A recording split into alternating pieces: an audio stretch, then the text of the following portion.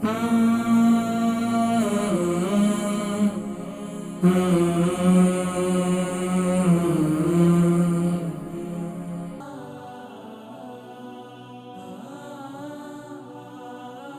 علیکم ورحمۃ اللہ وبرکاتہ۔ وعلیکم السلام جی نام عمر وزن شہر؟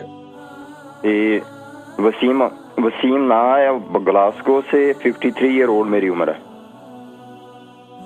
جی گلاسگو سے 53 عمر ہے، وزن کتنا ہے؟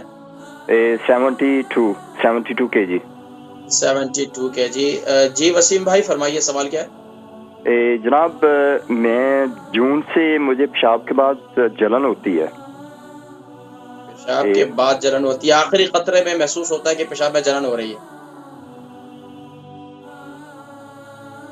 جی ہلو آپ پیشاب کرنے کے بعد، پیشاب کرتے وقت تھوڑی ہوتی ہے لیکن پیشاب کرنے کے بعد بہت رہتی ہے جلن، آخر میں زیادہ ہوتی ہے آپ کو؟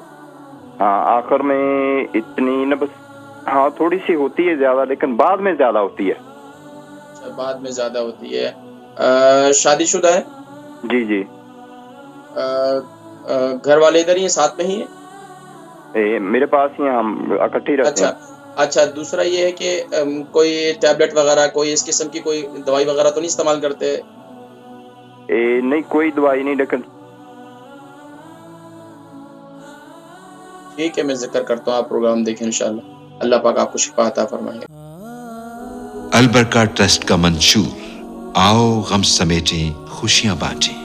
البرکہ ویلفیئر ٹرسٹ انٹرنیشنل نے پیدائش کی خوشی سے لے کر موت کی غمی تک انسانی ضروریات کو مد نظر رکھتے ہوئے یتیموں، بیواؤں، بے سہاروں، ضرورت مندوں اور سفید پوشوں کی مدد کو عبادت سمجھتے ہوئے اس عظیم فریضے کو سر انجام دے رہی ہے۔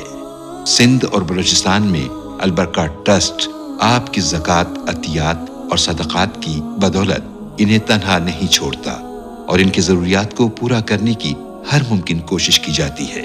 ماہانہ ڈور ٹو ڈور فوڈ پیکس کی فراہمی کے ساتھ ساتھ رمضان المبارک میں ہزاروں مستحقین کے لیے اسپیشل فوڈ پیکس سحر و افطار کا اہتمام کیا جاتا ہے۔ آپ بھی اپنی زکوٰۃ البرکہ ٹرسٹ کو دیجیے۔